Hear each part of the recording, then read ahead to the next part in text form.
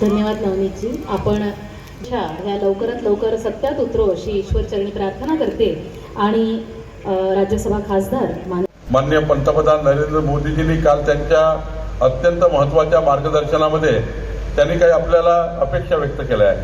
त्या अमरावतीकरांकडनं केल्या, देशाच्या जनतेकडनं केल्या. खरं तर ही गोष्ट खरी आहे की आज आखाती देशामध्ये जे युद्ध सुरू आहे त्यामुळं डिझेल पेट्रोलमध्ये जी काही आता कटोती आणि एक परिणामकारक स्थिती निर्माण झाली आहे त्यामध्ये इथेनॉल हा पर्याय आता आला आहे. माननीय पंतप्रधान नरेंद्र मोदीजींनी पेट्रोल डिझेलऐवजी इथेनॉल हे सबस्टिट्यूट आहे आणि ते सबस्टिट्यूट वापरून या ठिकाणी पेट्रोल डिझेलची कमीपणा पूर्ण करू शकतो आणि त्यामुळं यानंतरच्या पूर्ण व्हेकल्समध्ये 100% इथेनॉल जर आलं तर पेट्रोल डिझेल या ठिकाणी कमी होईल आणि आपल्या देशातला पैसा विदेशात जाणं हे कमी होईल. सोबतच माननीय पंतप्रधानांनी काल बोलताना तेल कमी वापरा, कारण ऑइल जर कमी वापरलं तर आपल्या देशाचा पैसा, शेवटी स्वदेशीची भूमिका आहे. महात्मा गांधीजींनी त्यांच्या जीवन कार्यामध्ये स्वदेशी मांडलं, माननीय मोदीजींनी स्वदेशी स्वीकारलं. आपल्या अनादी कालापासून आपल्या पिढ्या सुद्धा स्वदेशीचा विचार करत आल्या. मग आज आपण हा विचार का करू शकत नाही की माननीय पंतप्रधान मोदीजींनी हे सांगितलं आहे की अवास्तवपणे आपल्या पेट्रोल डिझेल जे कामाला लागत आहे, जे काही टीका करणारे लोक आहेत त्यांना माझी एवढीच म्हणणं आहे की मोदीजींनी काही सरसकट बंद करा असं म्हटलं नाही आहे. मोदीजींनी एवढं म्हटलं आहे की 2 व्हेकलऐवजी एका व्हेकलनं होऊ शकतं का, 2 प्रवासाऐवजी एका प्रवासात भागू शकतं का, घरामध्ये 4-5 त्या ठिकाणी आपण वेगवेगळ्या भाज्या तयार करतो, काही भाज्या वाया जातात, त्यापेक्षा थोडी काटकसर करता येईल का. त्या ठिकाणी गर्भ श्रीमंत लोक त्या ठिकाणी मोठ्या प्रमाणावर काही काही गोष्टी वापरतात, त्यांना त्या ठिकाणी पेट्रोल डिझेल पैसा असल्यामुळे कुठे आणू शकतात, पण त्या ठिकाणी त्यांना काही कटोती करता येईल का. या देशाच्या श्रीमंत माणसाकरता, गरीब माणसाकरता, सर्वांकरता त्यांनी सल्ला दिला. आणि एवढंच नाही, गॅसची जी टंचाई त्या ठिकाणी पुढच्या काळात होऊ शकतं त्यावर त्यांनी मार्गही सांगितला की आज बघा आपल्याकडे आपण एवढे समृद्ध आहे. ठिकाणी ठीक आहे, कुणाला तिकीट मिळेल, कोण आमदार होईल, पण या ठिकाणी काही आमदार होण्यापेक्षा कमी क्षमता काही नितीन धांडेमध्ये नाही आहे. डॉक्टर धांडे सुद्धा आमदार बनण्याचे योग्यच त्या ठिकाणी कार्यकर्ते आहेत आणि त्यामुळं खऱ्या अर्थाने राजकारणामध्ये आज उद्या कमी जास्त होत असतं. आजच होईल, उद्याच होईल, परवाच होईल असं नाही आहे. पण निश्चितपणे डॉक्टर धांडेंचं नेतृत्व विकसनशील आहे. डॉक्टर धांडेला काही कल्पकता आहे, काही त्या ठिकाणी शैक्षणिक कल्पकता आहे.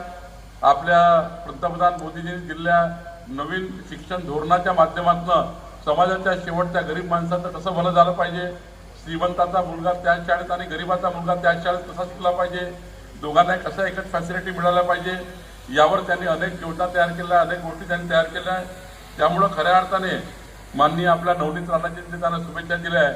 निश्चितपणे त्यांच्या जीवनामध्ये कधी ना कधी विधिमंडळात ते पोहोचलेच पाहिजे का तर पोहोचले पाहिजे, या भूमिकेशी आम्ही नक्कीच सहमतच आहोत.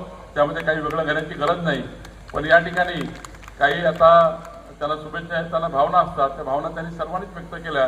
त्यामुळे मीडियाने असं काही छापू नका की आता परवा नरवा विधान परिषदची निवडणूक आहे, त्यामध्ये आता नवनीत राणाने बॉम्ब फोडला, आता तो बॉम्ब फोडला आणि तो कोटेच्या अंगावर पडला, तर असं काही छापू नका. खतरा करून टाकला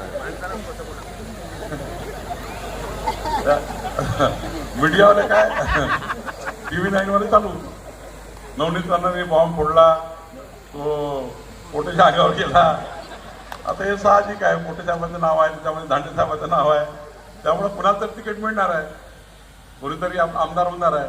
पण या ठिकाणी माजी पालकमंत्री कोटेही कर्तृत्ववान कार्यकर्ते आहेत, त्यांच्या मागे या ठिकाणी चांगली शक्ती आहे. निश्चितपणे आज नाही उद्या माननीय नवनीत राणाजीचं जे एक त्यांच्या भावना आहेत की डॉक्टर नितीन धांडे कधी ना कधी विधानसभेच्या पवित्र सभागृहात आले पाहिजे, त्यांनी अमरावतीचे प्रश्न मांडले पाहिजे.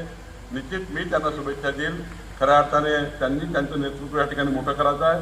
पण राजकारणामध्ये एक गोष्ट खरी आहे की नशिबात असेल तर तुमची गाडी लेट होऊ शकते, त्या गाडीला रोखू शकत नाही.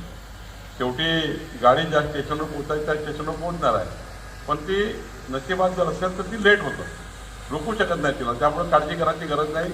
ज्याला प्रत्येकाला आपापलं नेतृत्व कर्तृत्व मिळणार आहे.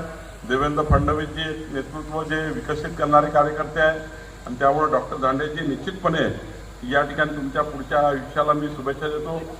या ठिकाणी मी एवढंच सांगेल की आज डॉक्टर दांडे जास्त आहे की सकाळी 6 ते सायंकाळी 6 12 तास आणि 12 तास रात्र 12 तास दिवस. जगातले अनेक देश आहेत की 2-2 दिवस रात्र राहतं, एक दिवस रात्र राहतं, एक दिवस उजेड पडतो, एक दिवस उजेड पडत नाही. पण आपल्या भारत देशाला या ठिकाणी परमेश्वरी ताकद आहे की आपल्याला 12 तास सूर्य आहे, 12 तास रात्र आहे. आणि या सूर्याचा उपयोग करून आपल्याला सोलर शेगडी आता जी लॉन्च झाली आहे, सोलर घरावर खाली शेगडी आणि शेगडीवरनं पुन्हाच अन्न त्या ठिकाणी शिजवता येतं. सौर ऊर्जेवर चालणारी इलेक्ट्रिक शेगडी जर आपण घेतली तर निश्चितपणे आपल्याला 50% या ठिकाणी गॅस सिलेंडरची मागणी कमी करता येऊ शकतं. याकरता काही स्वदेशीचे मूलमंत्र काल मोदीजींनी दिले आहे. एवढंच नाही, त्या ठिकाणी खऱ्या अर्थाने प्रवास करताना आपण त्या ठिकाणी घरासमोर 4-4 व्हेकल्स उभे आहेत.